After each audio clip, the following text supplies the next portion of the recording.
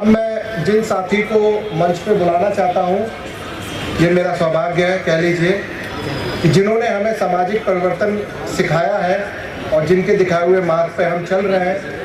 पैगाम के राष्ट्रीय निमंत्रक आदरणीय वीएन बाग साहब, जो परिचय के इस मोहताज नहीं है, इस पंडाल में पैगाम के हर कार्यकर्ता छोटे से बड़े सब उन्हें जानते हैं, तो जोरदार तालियों से स्वागत कीजिए आदरणीय वीएन बाग साहब का। इस अधिसंख्य एकता पर जो राष्ट्रीय महाअधिवेशन हो रहा है, उसमें जो अतिथिगण उपस्थित है, प्राध्यापक डॉक्टर जी मोहन गोपाल, जो कि न्यायपालिका के जो उच्च स्तर है जैसे हाई कोर्ट, तो उनके न्यायाधीशों को पढ़ाने वाले गोपाल जी है। दूसरे अतिथि जो है पैगाम संस्था के संस्थापक और मेरे गुरु, और जिन्होंने यहाँ की चतुर्वर्णीय व्यवस्था की जड़ें हिला दी, वो है सरदार तेजेंद्र सिंह झल्ली जी।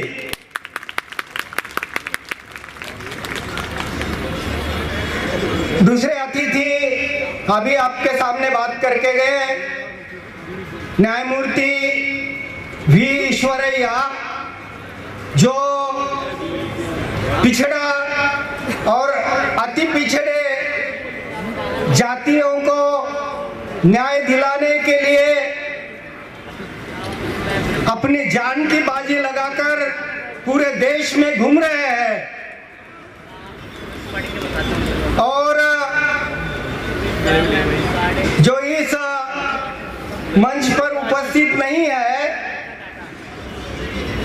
और जिनको मैं मेरा गुरु मानता हूं, वो है संदीप केशकर जी, जिन्होंने ये दिल्ली राजनीति का अड्डा था, वहां पर सामाजिक परिवर्तन की जड़ें मजबूत करने में बहुत कामयाबी हासिल की है।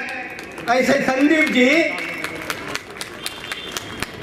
दूसरे अतिथि है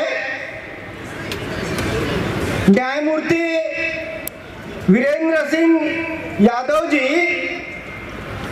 अपने बुद्धिमानी के बल पर उन्होंने उच्च न्यायपालिका में, हाईकोर्ट इलाहाबाद में पद, जस्टिस का पद हासिल किया। और बहुत सारे अतिथिगण मंच पर उपस्थित है, जिसमें रिटायर्ड डिस्ट्रिक्ट जज भी है और अन्य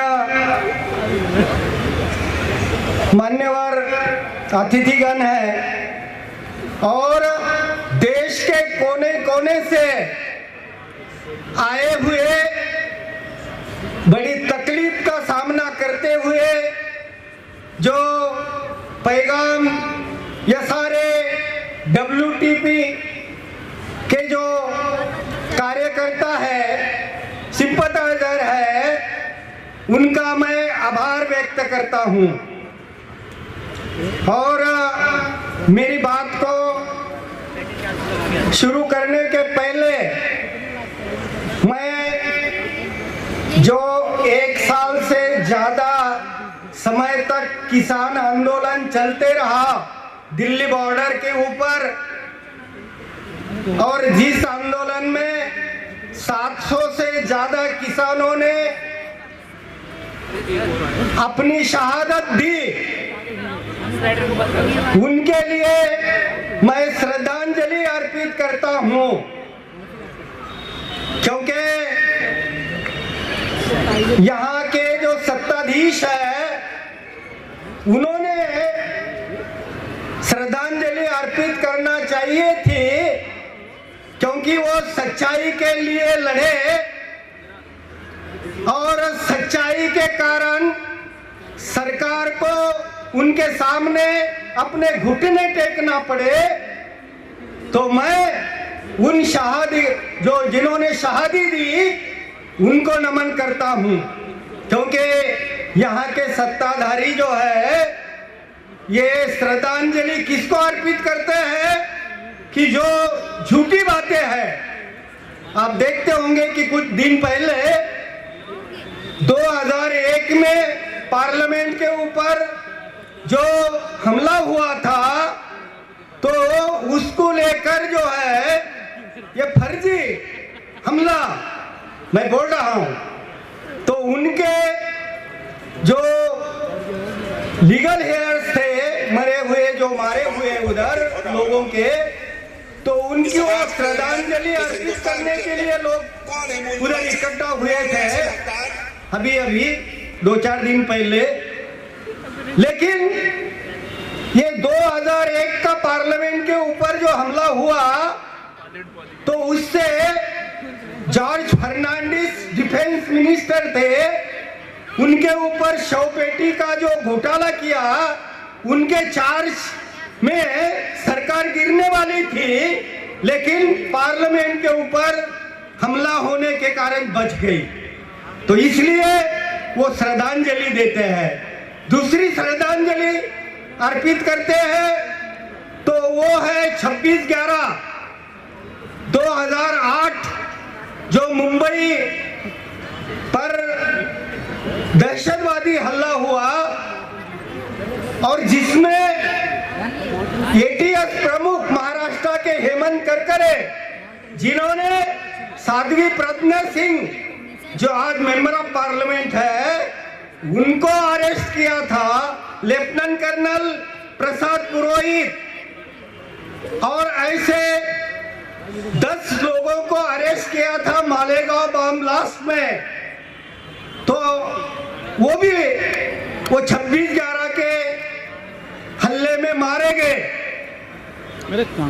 तो ये बातें जो है, मैं क्यों कह रहा हूं कि श्रद्धांजलि ये जो लोग देते हैं, ये जो झूठ है, तो झूठ छुपाने के लिए ये श्रद्धांजलि देते हैं। ये हमने ध्यान में रखना चाहिए।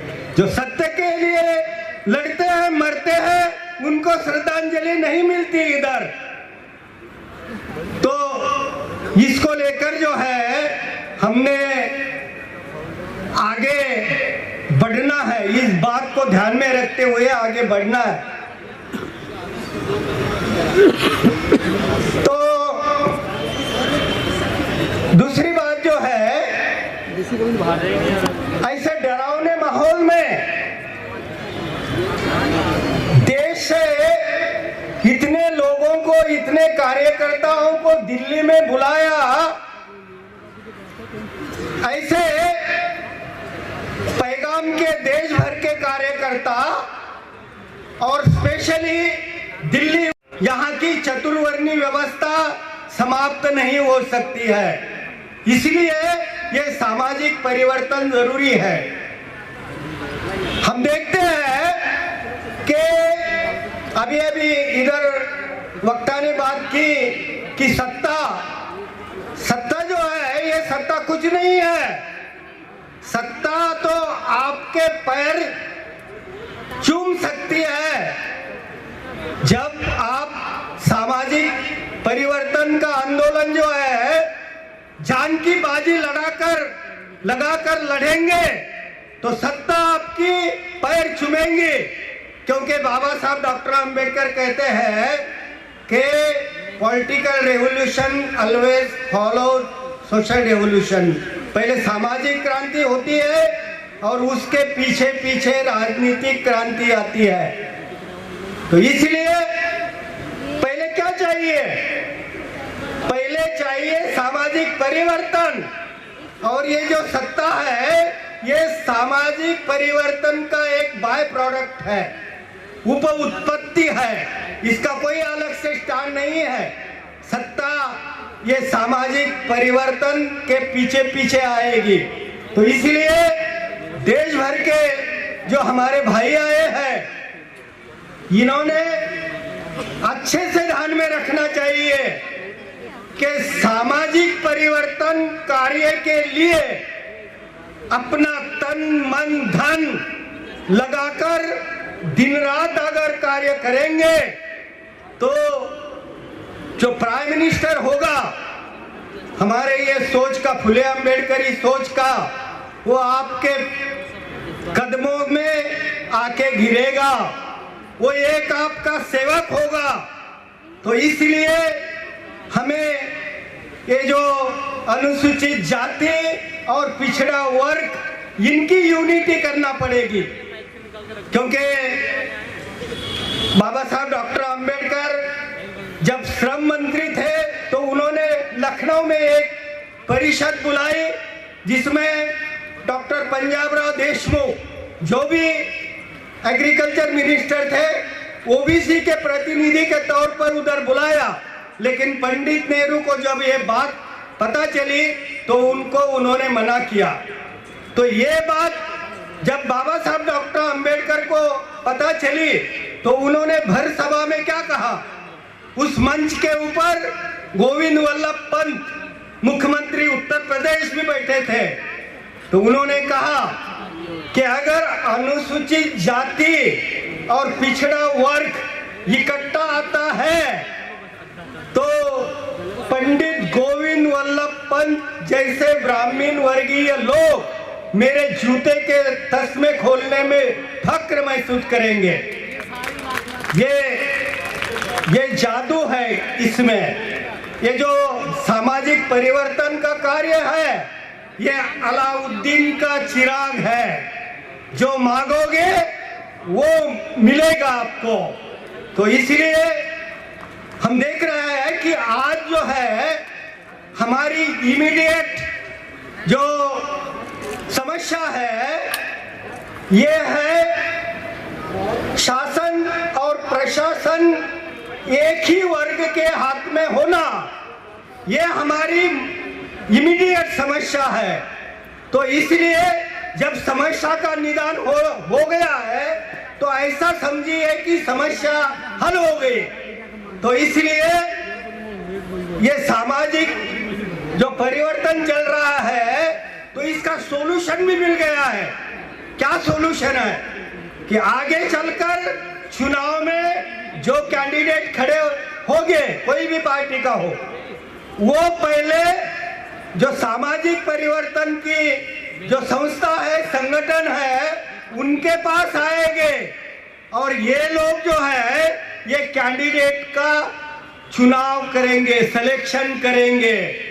ये ताकत है इस सामाजिक परिवर्तन के आंदोलन में। तो इसलिए हमें ये सामाजिक परिवर्तन के कार्य के ऊपर जोर देना पड़ेगा।